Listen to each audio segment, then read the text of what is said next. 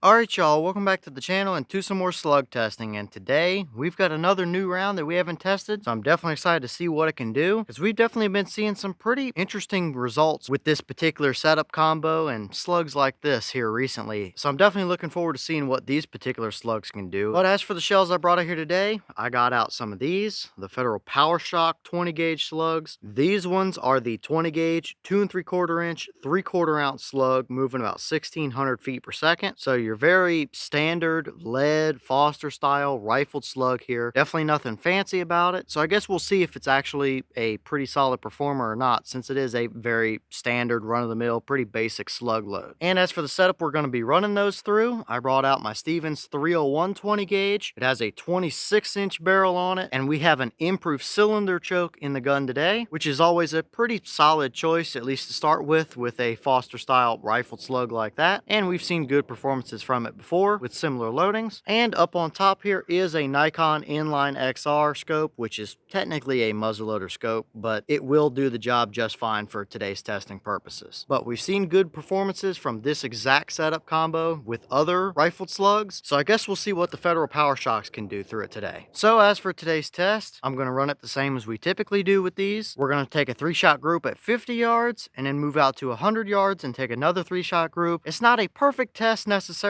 but we got to work with what shells I do have, and it will at least tell us if this is a decent combination or not. And of course, all of our shots will be through the chronograph as well, so we can get our velocity from the shells. So let's get you guys set up with a view of the targets and start shooting these groups and see what these Federal Power-Shok 20 gauge slugs can do through the 301.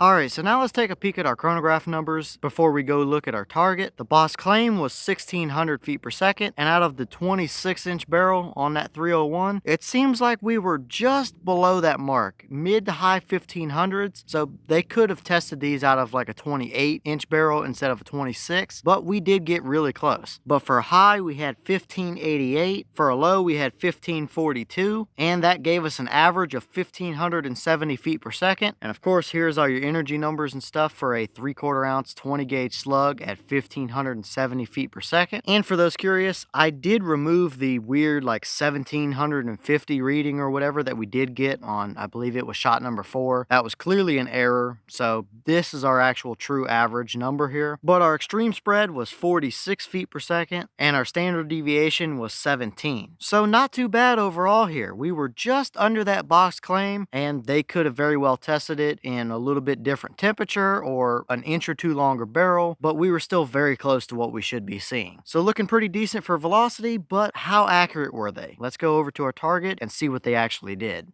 Alright, so now let's take a look at our targets and see what they actually did for accuracy. We'll start over there on the left target, which was our 50-yard group. Definitely nothing impressive. We've definitely seen way better than that out of other rifled slugs, without a doubt. Is it good enough to take a deer at 50? Yeah, definitely. But it's also nothing impressive. So let's measure it and see what it gave us as far as numbers go. Alright, so that 50-yard group gave us 2.82 inches. So definitely nothing impressive, that's for sure. It's probably not the worst we've seen, but it's far from the best as well. So now let's move over to the right target, which was our 100-yard group, and we kind of drew a line right across here with these 3 shots. So once again, definitely nothing impressive, not really a combo that I would want to use at 100 yards with these results today, but let's measure the 100-yard group and see what the numbers are. Alright, so I had to get the tape measure out for that group, but that 3 shots right there is pretty much dead on 8 inches, which is far from impressive, that's for sure. But at least least with this one, it kind of seems like we opened up pretty relatively compared to the 50-yard pattern, because kind of the trend we've been seeing here lately is somewhere between 50 and 100 yards. When these slugs go subsonic, they start to wander just a little bit, which throws off our accuracy, but I don't really think we saw that out of these. It's just kind of a little bit of a disappointing combination overall. It's not awful, but it's just not even close to being the best we've seen by a long shot. So overall here, I'm calling it an okay 50-yard group. If you want to use this combo for deer, I would probably keep it 50 and in, and you'll be just fine out of it. Now, of course, your results may vary if you have a different shotgun or something, and who knows, if we run these through a rifle choke, or maybe a cylinder, or a modified choke, or whatever, we might really improve on this. But as for today's combination, today's results, 50 yards is probably about the max that I would want to push these, to be honest with you. So definitely nothing fantastic for groups, but these aren't necessarily the highest of quality shells or the most expensive shells either. So I guess it's not too surprising overall considering the combo today.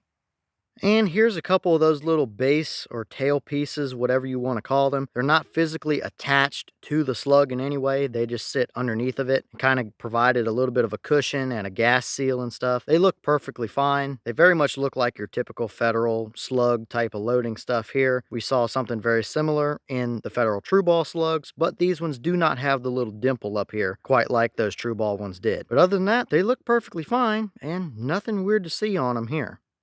Alright, y'all, well, what did you think about those results right there? Definitely nothing to write home about, that's for sure. At 50 yards, sure, they're going to do the job just fine. But past that, you definitely start to open it up quite a bit. So it's just not quite the combo that I'm looking for. We've definitely seen way better out of like the herders rifled slugs than what these Federals gave us today. So that's kind of why you always test your setup with a bunch of different rounds to see what yours likes the best. Mine seems to like the herders or maybe the Winchester the best. And it's not really a huge fan of the Federals. But who knows? Maybe we run them through a little bit tighter or a cylinder bore choke or a rifle choke or anything like that, and we might improve on them a little bit. But for today's combination, it's far from impressive, that's for sure. Good enough to do the job, but not something that I would go out of my way to try and find for my setup. But leave all your thoughts down in the comments. Is that about what you expected to see? Were you surprised one way or the other? Have you tested any of the Federal 20 gauge Power-Shok slugs? And if so, what kind of results have you seen from them? And is there another slug that you want to see us test in the 301? Or maybe another choke or something you might want to see us test these Power-Shoks through? Let me know all that down below. At the end of the day, it's an okay 50-yard option. Not the best, not the worst, and that's kind of what these slugs are, to be honest with you. They're pretty basic, they're relatively cheap considering the rest of the slugs in the market that would kind of compete with it, so you get what you pay for just a little bit here, at least through this combination in today's test. But with that being said, I've got some more testing to get done for you guys, so I'm going to get back to it. As always, we have the channel Instagram as well as the mailbox where you can send stuff if you'd like to. All that information will be in the description if you're interested in it, but I'm going to get back to it. So I'll see y'all in the next one.